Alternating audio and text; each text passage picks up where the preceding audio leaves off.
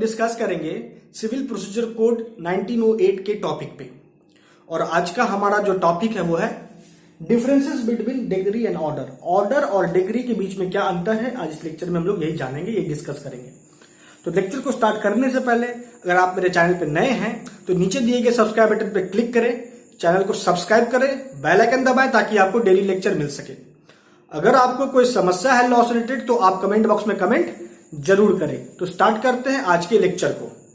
तो हम लोग डिग्री और ऑर्डर के बीच में जो अंतर करने वाले हैं उसका जो पहला ग्राम है वो है डिटर्मिनेशन ऑफ राइट। ठीक है, देखिए जब हम लोग बात करते हैं डिग्री के केस में तो डिग्री क्या करता है, वो कंक्लूसिवली तय कर देता है कि पार्टी का क्या राइट है।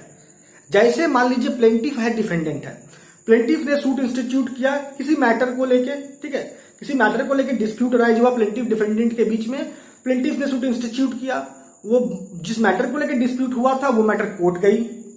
कोर्ट जब डिग्री पास करेगी तो उस डिग्री का क्या इंपैक्ट होगा, तो वह डिग्री क्या करेगी, वह यह तय कर देगी कंक्लूसिवली, एकदम परफेक्टली तय कर देगी कि क्या अधिकार प्लेंटिफ का है, क्या अधिकार डिफेंडेंट का है उस सब्जेक्ट मैटर को लेके। क्लियर है।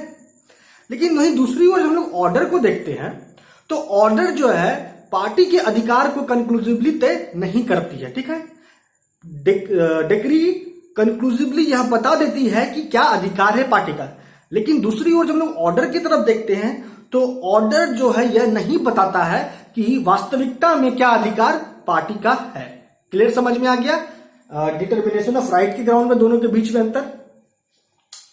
डिग्री को कुछ रिलेवेंट पॉइंट समझिए कि डिग्री को जो डिफाइन किया गया सेक्शन 2 के 2 में, ठीक है, that means section 2 sub section 2 में। वहीं दूसरी ओर ऑर्डर को डिफाइन किया गया है सेक्शन 2 सब सेक्शन 14 में।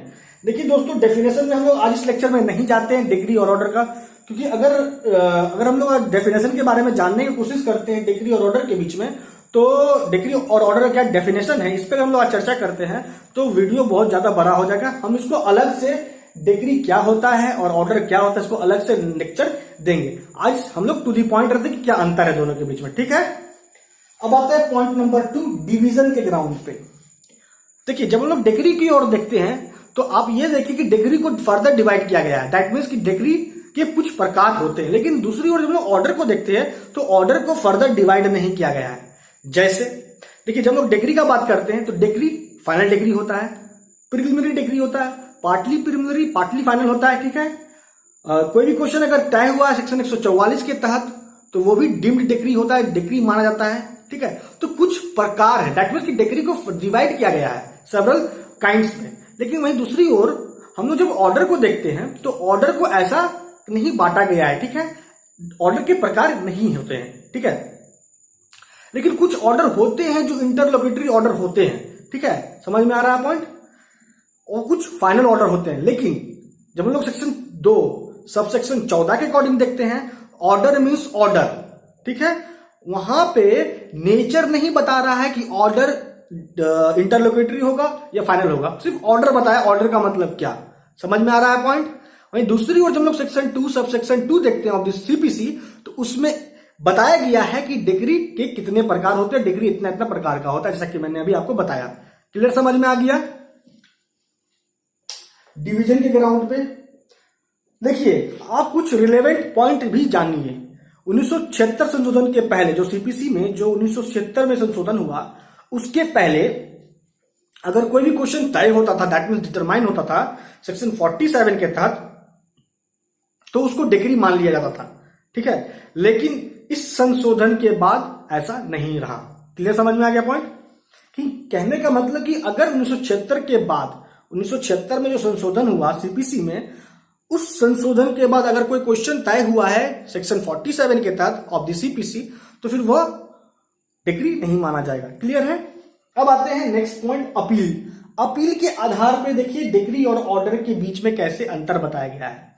देखिए जनरली क्या होता है कि हर डिग्री से अपील होता है, दैट मीन्स कि हर डिग्री अपीलेबल है, ये जनरल रूल है डिग्री के केस में। कुछ डिग्री हैं जैसे कंसेंट डिग्री को छोड़ के, ठीक है, तो जनरल रूल क्या है कि हर डिग्री अपीलेबल है।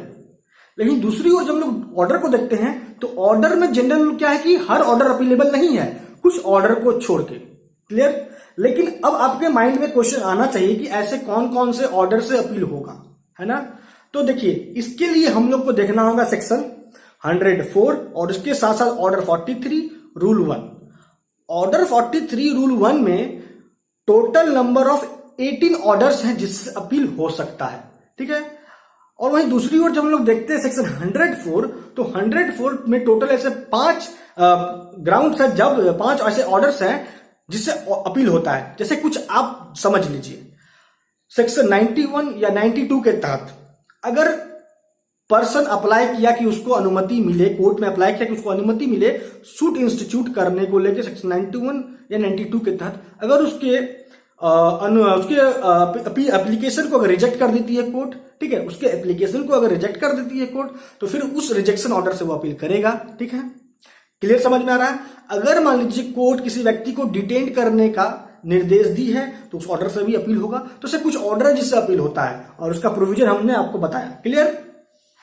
अब आते हैं जो नेक्स्ट ग्राउंड है वो है सेकंड अपील।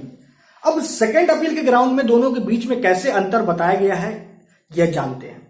देखिए, अगर मान लीजिए कोई डिक्री पास हुआ, ठीक है, कोर्ट ऑफ फर्स्ट इंस्टांस के द्वारा, समझ में आ रहा है पॉइंट।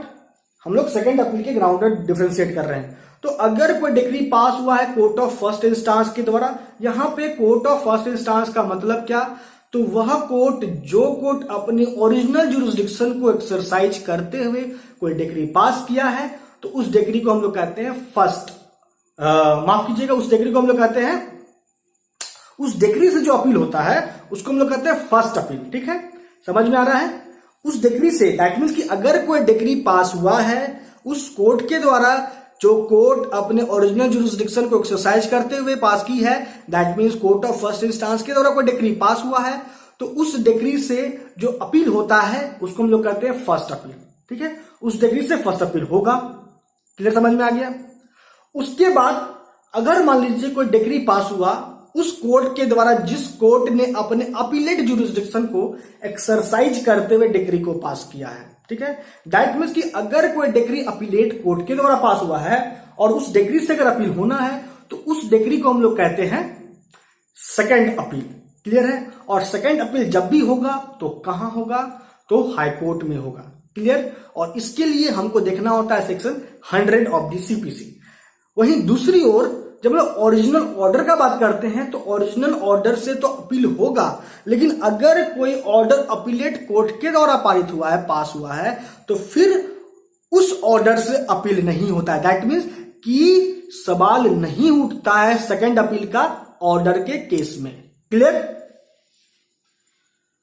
अब आते हैं जो नेक्स्ट ग्राउंड है वह है कि आखिर किसी सूट में कितना डिग्री पास हो सकता है और कितना ऑर्डर पास हो सकता है, इसके आधार पे हम लोग डिफरेंशिएट करने वाले हैं नेक्स्ट ग्राउंड। देखिए कि जनरली क्या होता है, कोई सूट है, अब उस सूट में अगर कोई डिग्री पास होना है तो जनरली आम तौर पे क्या होता है, एक ही डिग्री पास होता है और राइट जो है पार्टी का तय हो जाता है। क्लियर है ना। जनरल रूल क्या है कि एक ही डिग्री पास हो सकता है। मैं ऐसा नहीं बोल रहा हूं कि एक सूट में एक से अधिक डिग्री पास नहीं होगा, एक से अधिक preliminary degree, partly preliminary degree pass नहीं होगा, ठीक है। मैं यह कह रहा हूं कि जनरली आम तौर पे जनरल रूल क्या है कि एक ही डिग्री पास होता है, ठीक है। क्लियर समझ में आ रहा है। लेकिन वहीं दूसरी ओर जब हम लोग ऑर्डर के केस में देखते हैं तो एक सूट में कईयों ऑर्डर जो है, नंबर ऑफ ऑर्डर पास होते हैं, ठीक है। क्लियर समझ में आ गया। क्लियर है। अब देखिए जैसा कि मैंने आपको बोला कि एक से अधिक प्रिलिमिनरी डिग्री पास हो सकता है, ठीक है, एक ही सूट में, तो यह किस केस में कहा गया था, ठीक है, आपको यह भी जानना जरूरी है। फूलचंद वर्सेस गोपाल लाल के केस में कहा गया कि एक सूट में एक से अधिक डिग्री पास हो सकता है, चाहे वो पार्टली प्रिलिमिनरी डिग्री क्यों ना हो, ठीक है। आपको यहां ध्यान क्या देना है कि फूलचंद वर्सेस गोपाल लाल के केस में यह कहा गया था कि एक सूट में एक से अधिक डिग्री पास हो सकता है। क्लियर समझ में आ गया पॉइंट। अब यहां देखिए, आप एक और इंपॉर्टेंट केस लॉ को यहां ध्यान दीजिए, नोट कीजिए कि जो टर्म सूट है उसका क्या मीनिंग होता है। तो जो टर्म सूट है, क्योंकि आप सीपीसी में देखिएगा तो सूट को कहीं डिफाइन नहीं किया गया है। क्लियर। लेकिन जो सूट एक्चुअली में होता क्या है उसको लिटरली बताया गया, डिफाइन किया गया था किस केस में, तो यह केस का नाम है Hansraj versus Dehradun Mussoorie electric tramway company limited का केस में बताया गया कि सूट का क्या मतलब होता है। क्लियर? तो हम लोग क्या समझे फिफ्थ नंबर के ग्राउंड पे कि एक सूट में जनरली एक डिग्री पास होता है, वहीं दूसरी ओर हम लोग ऑर्डर का बात करते हैं तो एक सूट में कईयों ढेर सारे नंबर ऑफ ऑर्डर्स पास होते हैं। क्लियर? अब जो लास्ट राउंड है कि जब हम लोग बात करते हैं कि आखिर डिग्री कब का और कहां पास होता है, ठीक है, और ऑर्डर कहां कहां पास हो सकता है। कहने का मतलब यहां देखिए where to be pass, that means कि डिग्री की केस में हम लोग जब बात करते हैं दैट मीन्स इस ग्राउंड पे कैसे डिफरेंशिएट हो रहा है ये देखिए। डिग्री के केस में डिग्री सूट में ही पास होता है, ठीक है, मतलब कि अगर सूट इंस्टीट्यूट हुआ है तो सूट में ही डिग्री पास होगा। क्लियर? समझ में आ गया पॉइंट? लेकिन ऑर्डर के केस में हम लोग आते हैं तो ऑर्डर जो है सूट में भी पास होता है और अदर प्रोसीडिंग्स, ठीक है, अदर प्रोसीडिंग्स में भी पास होता है। क्लियर? समझ में आ गया पॉइंट? क्लियर है? मैं फिर से रिपीट करता हूं कि दोस्तों जो सिविल सूट होता है वो अलग होता है, जो प्रोसीडिंग होता है अदर प्रोसीडिंग वो अलग होता है। ठीक है? प्रोसीडिंग टैक्स लॉ के अंतर्गत, इनकम टैक्स के अंतर्गत उस प्रोसीडिंग को हम लोग सिविल प्रोसीडिंग नहीं मानते हैं। ठीक है? क्लियर? समझ में आ गया? रेवेन्यू प्रोसीडिंग अलग होता है, सिविल प्रोसीडिंग अलग होता है। तो कहने का मेरा मतलब है कि जो डिग्री पास होगा तो जब भी पास होगा तो सूट में पास होगा, लेकिन वहीं दूसरी ओर जब हम ऑर्डर का बात करते हैं तो ऑर्डर सूट के साथ साथ अदर प्रोसीडिंग्स में भी पास होता है। फॉर एग्जांपल रेवेन्यू प्रोसीडिंग है, ठीक है, proceeding related to revenue. Clear? समझ में आ गया आपको? तो अब लेक्चर को कंक्लूड करते हैं। आज इस लेक्चर में हम लोगों ने डिस्कस क्या किया, जनरली हम लोगों ने डिग्री और ऑर्डर के बीच में डिफरेंशिएट किया और इससे रिलेटेड जो भी रिलेवेंट पॉइंट था मैंने आपको बताया, ठीक है, और केस लॉ भी बताया, और हम लोगों ने टोटल इसे 6 ग्राउंड्स पे दोनों के बीच में डिफरेंशिएट किया। क्लियर है? तो दोस्तों आज इस लेक्चर में इतना ही। आपका अब तक हमारे साथ बने रहने के लिए बहुत बहुत धन्यवाद।